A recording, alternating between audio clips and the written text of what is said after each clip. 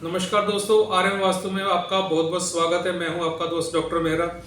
दोस्तों, हमेशा की तरह आज भी हम आपके लिए एक स्पेशल टॉपिक लेकर आए हैं जिसका नाम है एंट्रेंस। जी हाँ दोस्तों, मेन गेट या मेन डोर या मेन एंट्रेंस, आप इसको कुछ भी कह सकते हैं। ये घर का सबसे मेजर एंटिटी है जिसको हम कभी भी निगलेक्ट नहीं कर सकते। दोस्तों, हमेशा सबसे पहले सभी की समस्या यही आती है जब भी आप कोई मकान में रहते हैं या कोई प्लॉट आपके पास होता है, तो जब भी आप इसका मेन गेट बनाना चाहते हैं तो समझने में नहीं आता कि हमें वो किस डायरेक्शन में बनाना चाहिए। दोस्तों, मेन गेट वैसे तो किसी भी डायरेक्शन में बनाया जा सकता है, लेकिन मकान बनाते समय और एंट्रेंस को बनाते समय सबसे पहले हमें इसके एंट्रेंस की इम्पोर्टेंसी को समझना पड़ेगा।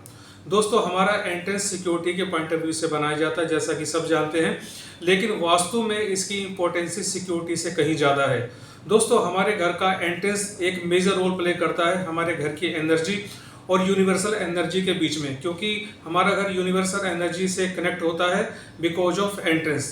इसके अलावा दोस्तों, हमें लाइफ में जो भी वस्तु, जो भी व्यक्ति, जो भी अवसर प्राप्त होते हैं वो सभी एंट्रेंस की वजह से ही होते हैं। यदि हमारे घर का entrance as per vastu positive बना हुआ है तो कोई भी वस्तु, कोई भी व्यक्ति और कोई भी परिस्थितियां हमको पॉजिटिव मिलती हैं। अदरवाइज यही सब चीज़ें हमें नेगेटिव मिलना स्टार्ट हो जाती हैं।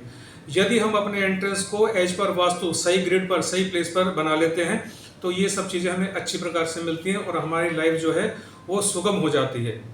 दोस्तों, मेन गेट या मेन डोर की डायरेक्शन का सिलेक्शन करते समय दो मेथड का इस्तेमाल किया जाता है। जो पहला मेथड है वो है वैदिक वास्तु और जो दूसरा मेथड है वो है महावास्तु। तो दोनों मेथड से आज हम समझेंगे कि आपका अपना मेन गेट कहाँ पर बना सकते हैं। सबसे पहले चलते हैं वैदिक मेथड की ओर और इसके अनुसार समझते हैं यदि आपका मकान पूर्वमुखी यानी कि ईस्ट फेसिंग है तो आपको वहां पर अपना मेन डोर या मेन गेट किस जगह पर बनाना चाहिए। दोस्तों, सबसे पहले हम एक एग्जांपल ले रहे हैं ईस्ट फेसिंग प्लॉट का, ईस्ट फेसिंग मकान का, और हम ये समझने जा रहे हैं कि अगर आपका मकान ईस्ट फेसिंग है तो आपको अपना मेन गेट कहां पर बनाना चाहिए। दोस्तों, सबसे पहले आप अपने भूखंड का, अपने प्लॉट को 9x9 ग्रिड में डिवाइड कर लीजिए, जैसा कि आपको पिक्चर में दिखाई दे रहा है। तो आपको फ्रंट रो में 9 बॉक्सेस, 9 ग्रिड या 9 पद दिखाई देंगे। तो आप इसको देखने के बाद ये समझिए कि जो लेफ्ट से अगर हम स्टार्ट करते हैं तो जो पहला और दूसरा ग्रिड है इसको आपने छोड़ देना है। उसके बाद तीसरा और चौथा, ये जो दो बॉक्स, इसको बॉक्स कह लीजिए, इनको ग्रिड कह लीजिए या इसको पद कह लीजिए, कुछ भी कह लीजिए, तो इन तीसरे या चौथे ग्रिड पर आपको अपना मेन गेट बनाना चाहिए। ये सबसे पॉजिटिव एंट्रेंस माना जाता है ईस्ट फेसिंग प्लॉट के लिए। अभी हम दूसरा एग्जाम्पल लेते हैं, ये है साउथ फेसिंग मकान के लिए। सेम टू सेम जैसा आप ईस्ट फेसिंग मकान में कर रहे हैं वैसा ही आपको साउथ फेसिंग मकान में करना है। साउथ फेसिंग मकान में भी आपको 9x9 का सेम ग्रिड बनाना है। आपको पहला और दूसरा लेफ्ट साइड का पद छोड़ देना है और तीसरे या चौथे पद में आप अपना मेन गेट बना सकते हैं। ये बहुत ही ज़्यादा पॉजिटिव एंट्रेंस माना जाता है, नेम एंड फेम के लिए बड़ा अच्छा माना जाता है और फाइनेंशियल स्टेटस के लिए भी बहुत अच्छा माना जाता है।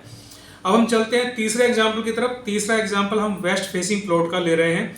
वेस्ट फेसिंग प्लॉट को भी आपने सेम 9x9 ग्रिड में डिवाइड करना है, लेकिन यहाँ पर आपको क्या करना है, आपको पहला, दूसरा और तीसरा 3 ग्रिड छोड़ देने हैं। आपको मकान बनाना, आपको मकान का मेन एंट्रेंस बनाना है चौथे या 5वें बॉक्स पर। यदि आप चौथे व 5वें ग्रिड पर या बॉक्स पर अपना मेन एंट्रेंस बनाते हैं तो आपको इसके पॉजिटिव रिजल्ट बहुत अच्छे मिलते हैं। आपकी अर्निंग बहुत ज़्यादा होती है, आपका बिजनेस बहुत ज़्यादा स्टेबल हो जाता है। अब चलते हैं लास्ट एग्जाम्पल की तरफ। अब हम ले रहे हैं नॉर्थ फेसिंग मकान को। यदि आपका प्लॉट या आपका मकान नॉर्थ फेसिंग है, आपको 9x9 का सेम ग्रिड बनाना है अपने प्लॉट का और आपको लेफ्ट साइड से पहला और दूसरा ग्रिड छोड़ देना है और आपको तीसरा, चौथे, 5वें ग्रिड पर या तीसरे, चौथे, 5वें पद पर अपना मेन एंट्रेंस बनाना है। तो दोस्तों, नॉर्थ का ये तीसरा, चौथा, 5वां ग्रिड का जो एंट्रेंस होता है ये बहुत ही ज़्यादा पॉजिटिव माना जाता है। इसको फाइनेंशियली एंगल से देखा है तो बहुत ज़्यादा स्ट्रॉन्ग होता है। अगर हम इसको हेल्थ के हिसाब से देखें तो भी बहुत अच्छा माना जाता है। ओवरऑल इस एंट्रेंस को बहुत ही ज़्यादा स्ट्रॉन्ग माना जाता है। तो दोस्तों, इस चारों एग्जाम्पल जो हमने दिए हैं, आप वैदिक मेथड से इस जगह पर अपना मेन गेट या मेन डोर बना सकते हैं और इसके पॉजिटिव रिजल्ट्स ले सकते हैं। तो दोस्तों, ये तो थी टेक्निक वैदिक वास्तु की, जिससे हमने ये समझ पाए कि हमें किस डायरेक्शन में अपना मेन एंट्रेंस बनाना चाहिए। अब हम बात करेंगे मॉडर्न वास्तु की, यानी कि महावास्तु टेक्निक के बारे में, और समझेंगे कि उसके अनुसार हम कहाँ कहाँ अपना मेन गेट बना सकते हैं।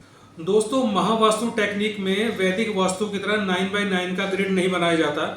इसमें सबसे पहले आपके प्लॉट या मकान का एक सेंटर निकाला जाता है और उस सेंटर पॉइंट पर, जैसा कि आप स्क्रीन पर देख रहे हैं, शक्ति चक्रा को प्लेस किया जाता है। शक्ति चक्रा एक चार्ट है जिसमें सभी डायरेक्शन, सभी जोन्स और सभी एंट्रेंस मेंशन की होती हैं।